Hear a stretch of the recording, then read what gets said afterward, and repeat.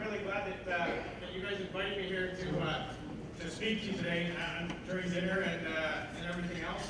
I'm really thankful that you are not asking me here to sing, because believe me, it would not be anything like what you heard earlier.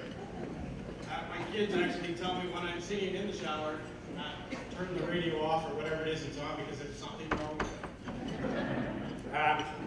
When I was being introduced earlier, one of the comments that was made, he was searching for his words and couldn't quite figure out what it was he was looking for. I wanted to shout it out myself. I retired from competing internationally after the Vancouver Games in 2010, and I graduated to the beer league. But in all honesty, for myself as a kid growing up, I had dreams and I had goals and aspirations that I had set for myself, and I just want to ask everybody in the room, being from where you are, and how many of you guys had a dream? As a kid growing up, put your hand up. And that's great. I'm glad to see that everybody in the room has put their hand up. How many of you have followed through with their dream? How many are still looking to go after that dream? And the reason why I keep asking these questions is, for myself as a kid growing up, that's what it was for me. It was a dream. I had a dream of playing in the NHL. Was I ever good enough? God, no. Not even close. But when my accident happened, I was on my way home from high school prom. And as a kid growing up, I grew up in a small town just outside of West Carleton, or just outside of Ottawa, west of Ottawa, in a small town called Kimber, a population of about 900 people. I grew up on a farm. I had 3 brothers. I had 1 older and 2 younger. And as a kid growing up, my parents were really pushing us to be active. Whether it was active on the farm at home, whether it was active in sports, regardless of what it was, they wanted us to be active individuals and as kids. And for me, I never seen the potential in what I could possibly do. And when my accident happened, I was on my way home from high school prom when I was 18 years old. I was about 3 or 4 kilometers from home. And coming from a farm neighborhood, we didn't have a summer prom, we had a winter prom. And it was December the 18th, 1987, when my life made a drastic change. That night, when I was on my way home, I dropped off my girlfriend at the time. And I was involved in a car accident. I had a snowdrift, I lost control of the car, and I ended up hitting a tree. That was probably one of the worst days of my life, but sitting back now looking on it, it was probably one of the best days of my life. Because one of the things that come out of that is I have been able to follow my dreams, do the things that I still love to do, and the things that I loved to do as a kid.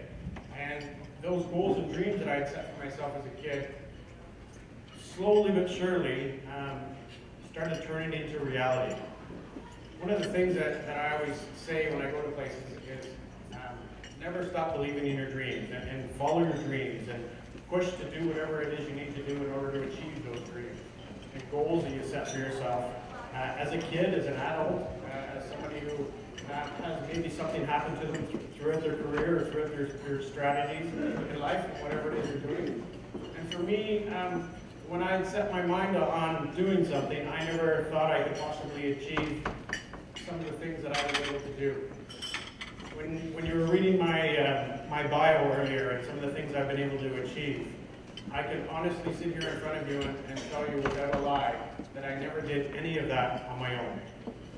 I've always surrounded myself with people who are very positive, always surrounded myself with people that knew when and how to push me. And those people that I surrounded myself with never stopped letting me believe in what I was capable of doing. I remember lying in my hospital bed when my accident happened, and my parents came into the room, and I had a tube in my throat, and I couldn't talk. The only visible scars I had were on my arm, where I had a couple of scratches and very little wounds, physical wounds that you could see. And I could remember saying to my parents, I said, "What happened? Did I break a window or something?" And my dad looked at me straight in the face. He said, "Son, this is not a window left in your car." And he said, "You know what? There's not much that we can do about what's happened. The only thing that we can do is we can only go after and achieve the things you still want to do." That wasn't in so many words that he said that, but for my mom, she came right out and said, "Never give up on your dreams. Whatever they are, we will find the people that we need to in order for you to still achieve those goals and those dreams. Now at the time, I had no idea what they were talking about. But sitting back now, looking back at my career and what I've been able to do within the sporting world, I can honestly say that I took all of those dreams, and I took all of those goals that I had set for myself as a kid, and I changed them. There's absolutely nothing that I cannot do. And there's absolutely nothing that you cannot do or push your clients to do. Everything is possible. You just may have to do it a little bit different. For me, I use different types of equipment to play the game that I love to play, which is hockey. I use different types of equipment to do triathlons, which is a 1,500-meter swim that I do with my arms, a 40-kilometer bike ride that I do with the bike, and I bike it with my arms, a 10-kilometer run that I do in a racing chair that I do with my arms. For me, I took everything that I used to do with my whole body, and I used what I had left to push myself to achieve the goals and dreams that I set for myself as a kid. I went to my first tryouts for a team back in 1988 that I didn't think I could play for. That I had goals and dreams of setting myself and possibly getting there one day, but knowing in reality I was never good enough. And they gave me something at the end of those tryouts that I will cherish for the rest of my life. And I can honestly tell you, after 24 years, 25 years, picking up this bag and still thinking about pulling it out of the bag, the hair on the back of my neck still stands up today. And what they gave me was this.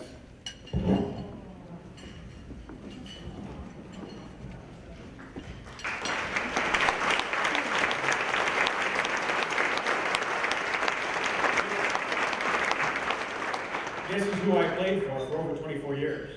And if I hadn't given up my goals and my dreams and hadn't pushed myself and hadn't allowed the people around me to push me to do the things that I didn't think I was capable of doing, I would not be sitting here in front of you, not an athlete who has gone to 1, not 2, not 3, not 4, but 5 Olympic Paralympic Winter Games in the sport of sledge hockey. I've had the opportunity to travel the world.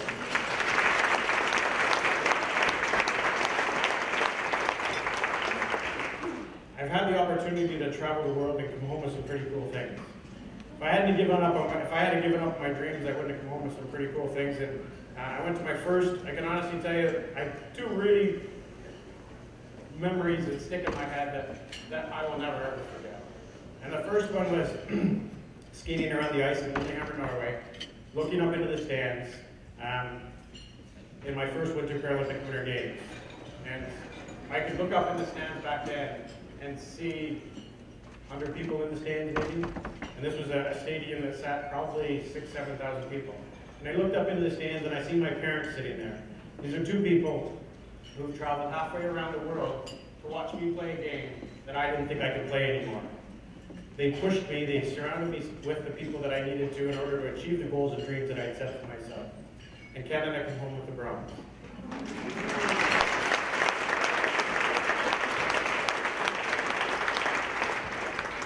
4 years later was Nagano, Japan. Now the people of Nagano were amazing. I couldn't understand a word they were saying. They couldn't understand a word I was saying.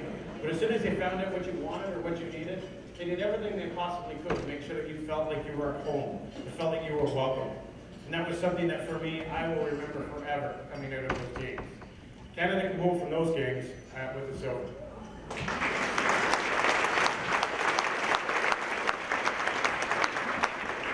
4 years later, at Salt Lake City, 2002. Now for me as an athlete, I lived my life, and I lived my goals and things that I set for myself, from the closing ceremonies of one event to the opening ceremonies of another. And for me, that opportunity leading up to Salt Lake was something that I knew what I was going for, I knew what I wanted, and I knew how to get it. I had a bronze, I had a silver, I don't have to tell you what I was going for. I think everybody can figure it out. But I can't reach into this bag and pull out a medal. The only thing I can reach into this bag and pull out is memories. And for me, those memories, were having the opportunity to carry the torch and the torch route. I went down during the Olympics and had the opportunity to speak to about 60,000 kids and promote the Paralympics and the Paralympic movement, and how that there are no obstacles put in front of anybody. Those obstacles are put in front of you by yourself. What you can achieve and what you're able to achieve you're able to do was surrounding yourself again with the people that are positive to push you over those hurdles.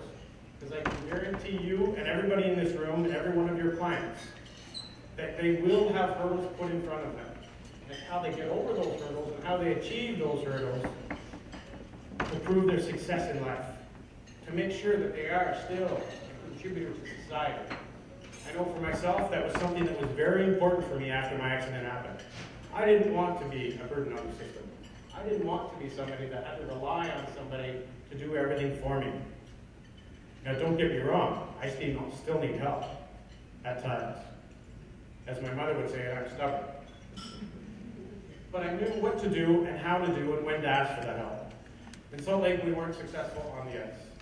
We probably had one of the best teams that had ever competed in the Paralympics, but we didn't play together as a team. And that's sort of something that for you in your work atmosphere and the things that you're doing in everyday life, you're only good as the people that you surround yourself with. You're only good as the ones that you're working with, working together as a team.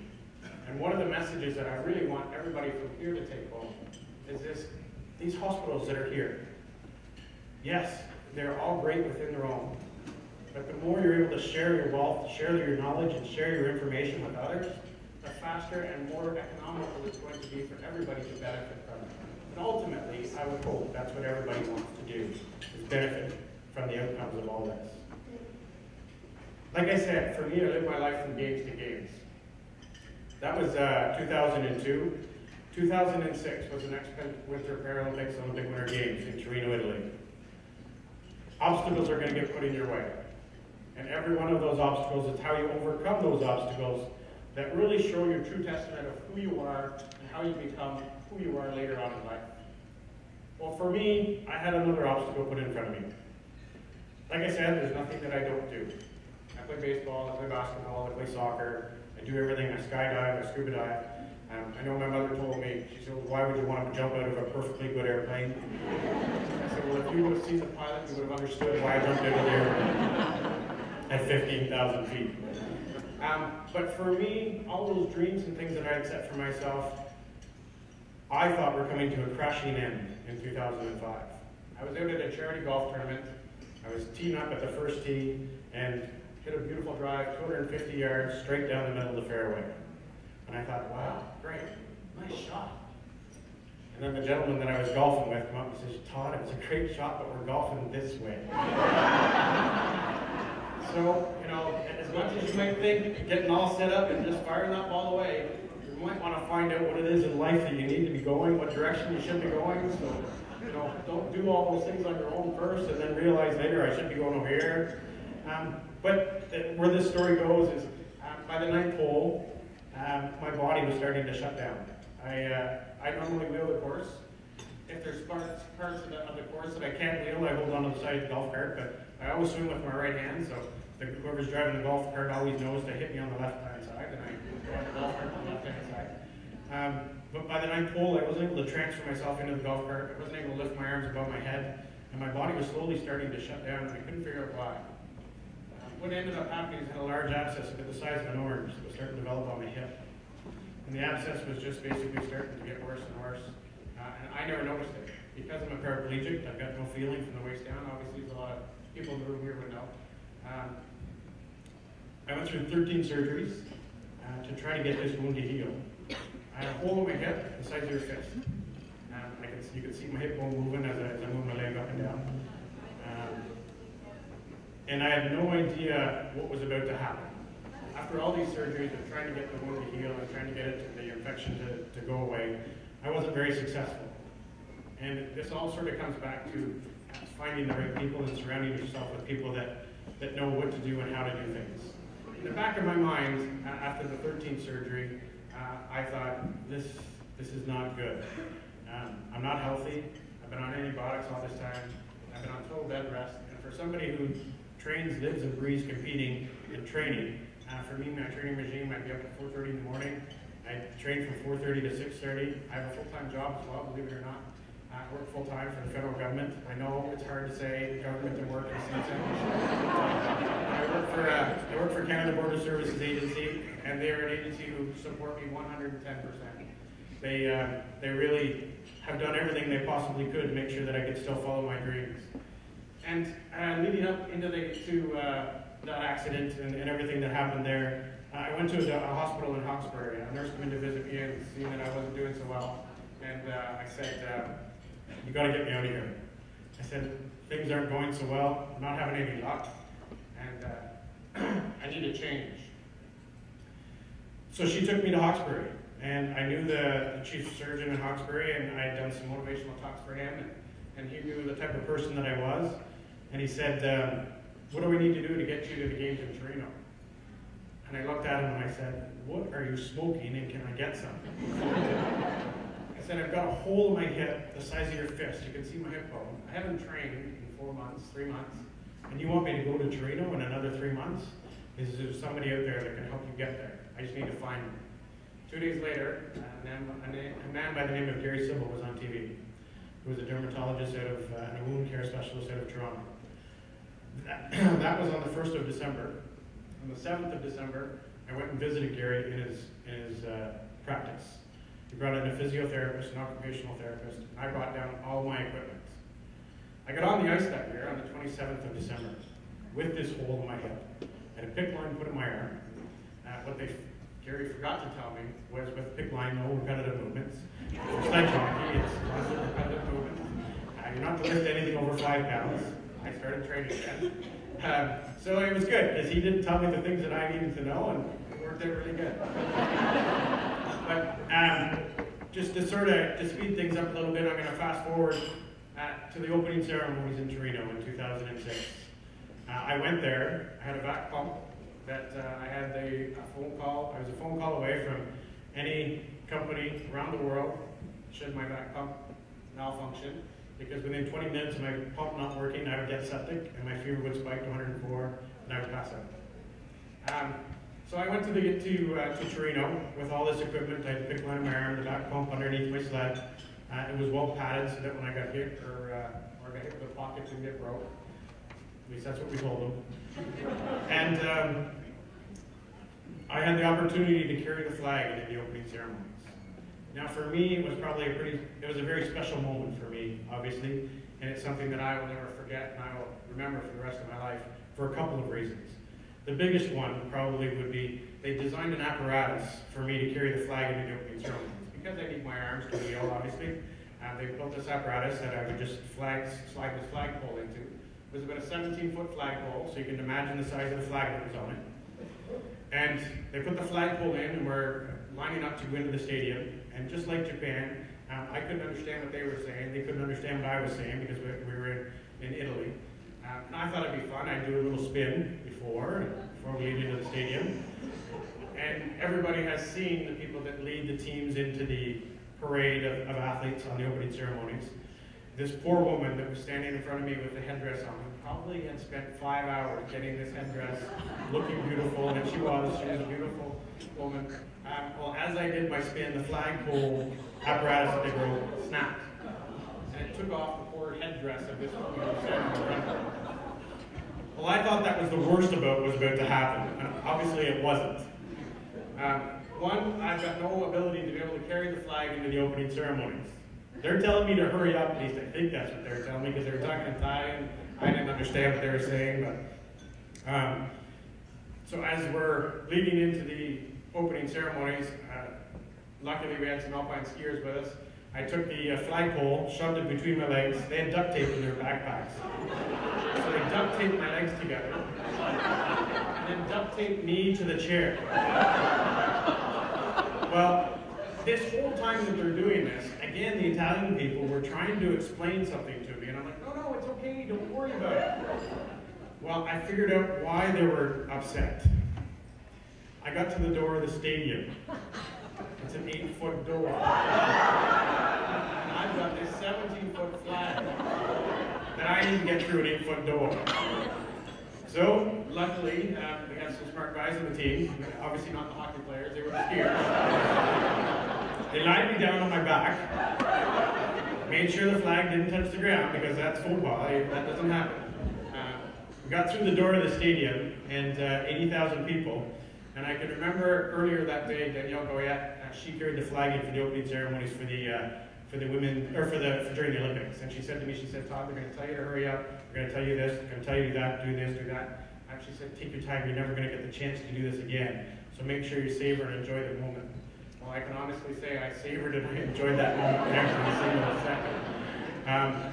Carried the flag into the opening ceremonies, and we went through the tournament. I went through without any injuries, any issues. I never missed a shift, I never missed a practice, never missed a game. And Canada Come Home was something that if I hadn't pushed myself and surrounded myself with the right people, I wouldn't have come home with this.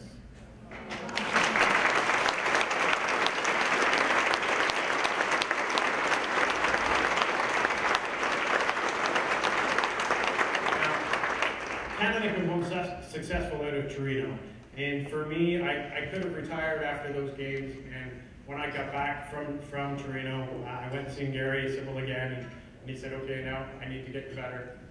He says, but the only way I'm going to do that is, you know, I'll find you a doctor, and when I found the doctor, he said, I will commit to doing the surgery that needs to be done, but you need to commit to retire. So every doctor that's in the room, I did exactly what you would normally do. And I told you exactly what you wanted to hear. I told him that I would commit to retirement. I just didn't tell him what year. So I lived my life from games to games. So that was the closing ceremonies of Torino. I slept for 3 days after the closing ceremonies. My body just said, okay, you've had enough. That's it. We came home from those games. It took me about 7 months, 8 months before I finally got the wound healed. I went into a hyperbaric chamber for 4 months. And spent a lot of time in there, and that got rid of the osteomyelitis, the infection in the bone. And again, through Dr. Sybil and through a lot of other doctors and people that I surrounded myself with, they were the ones that found the answers that I needed to get to where I am today. And where I am today is at a very happy point in my life. I live my life from games to games. And I went to the games in Vancouver with the goals and aspiration, knowing that that was going to be my last games. That for me, Vancouver was going to be the highlight of my career, regardless of what the outcome was going to be. And it was Canada's games. How many of you in here know somebody that carried the torch, seen the torch, or had the opportunity to now know what the Paralympics are? I came home from the games in Vancouver with goals and stuff that I had set. And honestly, I wish I could reach into this bag and pull out a medal, but I can't. Because Canada wasn't successful on the ice. But we were so successful off the ice. Because there's so many more people now that know about the Paralympic movement. There's so many more people now that know about Paralympics. My life made some drastic changes in those last 4 years. I ended up getting married, meeting somebody who was willing to put up with my stubbornness. Emily Glossop, who is over the table with me as well. Emily, if I can get this.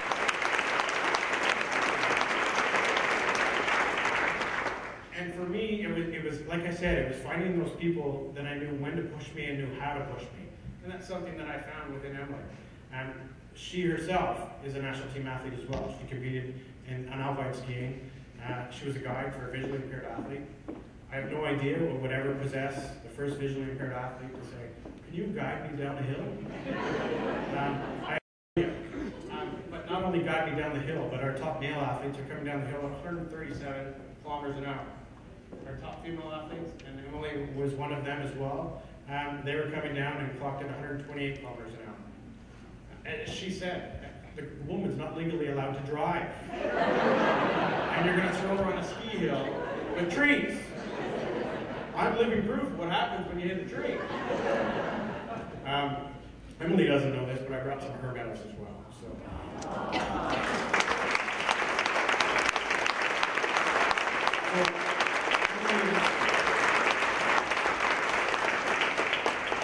Emily and her athlete ended up being ranked second in the world in their sport. And for fortunately, Emily was forced to retire because of injury. Now, I think it's because she wasn't able to push herself like I did. No, Emily had some major hip surgery and unfortunately had to retire. But we've changed our focus and we changed our goals and our dreams, and we ended up having a family.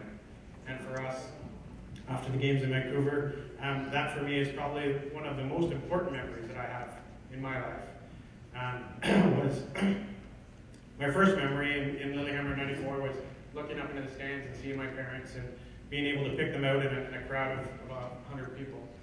And then in 2010, when I looked up into the stands, and not only did I see Emily and our 9-month-old twins at the time, but I also seen about 75 family and friends who traveled halfway across the country, again, to see me play a game that I didn't think I could play anymore. These people all pushed me in some way, shape, or form. And today, unfortunately, still push me in some way, shape, or form. I was the first Canadian athlete to do skeleton. I retired from competing in hockey after the games in Vancouver in 2000. And again, whatever possessed myself to want to get on one of those tea trays in a speed suit, again, with a little helmet that really is just for show, and travel down a track at over 87 miles an hour. I still have the fastest speed. We're looking at getting bobsled and skeleton into the Paralympics. So we're looking at expanding some of the Paralympic sports. Thank God, for my sake and for Emily and the kids' sake, I've been able to find an athlete to replace me. And I sit on a couple of different boards, and within the international movement and within the Canadian Paralympic Canadian movement. There's a great facility. We've been talking to a bunch of people tonight, and for anybody that wants more information, please come and see us later. But there's a great facility and center that is built just down the road from you, not very far, in a small town called Whitby, Ontario. It's called the Ability Center. And it's a center that's built strictly with accessibility in mind, but it's open to everybody. For those of you that know the Blue Variety Village in Oakville, this is a sort of a spin-off of Variety Village, but not to any extent. It's welcome to everybody, and we're really trying to get the focus of this so that we have one of these facilities in every major city across the country. My goals and my dreams, I've achieved almost all of them, but that still hasn't stopped me from setting more and more. And that's one of the messages that I would really like for everybody to go home tonight with that message. Don't be satisfied with what you've done.